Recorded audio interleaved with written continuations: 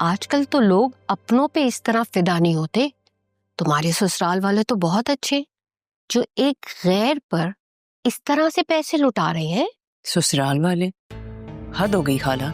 ससुराल के नाम पे एक ससुर है जिनके पास हमें देने के लिए कुछ भी नहीं है, बाकी सारी दुनिया पे लुटाने के लिए सब कुछ है। गलती से हमें अगर कुछ देते हैं ना तो एक एक रुपए का हिसाब लेते हैं और फिर कहते हैं असूल है ये। घर का फर्द है, घर का फर्द है करते करते ज़ैनब को अच्छा खासा पोर्शन दे दिया है। मुझे तो लगता है ये लोग किसी दिन उसके नाम सब कुछ ही ना कर दें। खून मत जलाओ, अदील को काबू में रखो,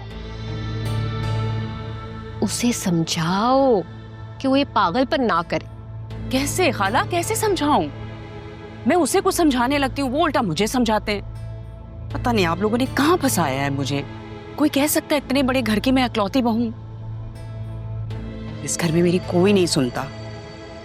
कितनी बार मैंने कहा है कि ज़ैनब से वो पोर्शन खाली करवाएं, लेकिन नहीं। अच्छा, तुम किसी लड़के के आने का कह रही थी ना, अदील के कजिन का? आई डोंट नो खाला, मुझे कुछ नहीं पता। आपका दामाद मुझसे सीधे मुंह बात नहीं कर रहा तो मैं क्या पूछूं उसके रिश्तेदारों के बारे में। अच्छा देखो, कुछ तो पता करो। आखिर वो लड़का यूके में रहता है, खाता पीता होगा, अच्छा बिजनेस एस्टैब्लिश्ड होगा उसका।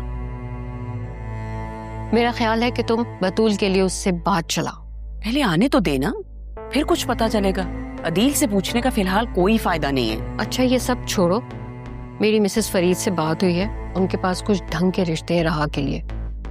राह की बात करके उसे यहाँ से फारिग करो। ये ढंग के रिश्ते बताने के लिए आपने कितने पैसे दिए हैं? तो क्या करूं, अपनी भांजी और उसकी बेटी के लिए मुझे इतना तो करना पड़ेगा ना। और फिर भी इन लोगों को लगता है कि हमें इसकी फिक्र नहीं है। हाँ, मेरा तो ख्याल है जितनी हमें राह की फिक्र है इतनी उसे भी अपनी नहीं होगी। हम ही हैं जो इसके लिए यहाँ पागलों की तरह ख्वार हो रहे हैं। और ये मैडम तो मजे से घूमती फिर रही है। अब देखें, अभी उसे अस्पताल भेजा है, बिला वजह की तीमारदारी कर रही है, बिला वजह की।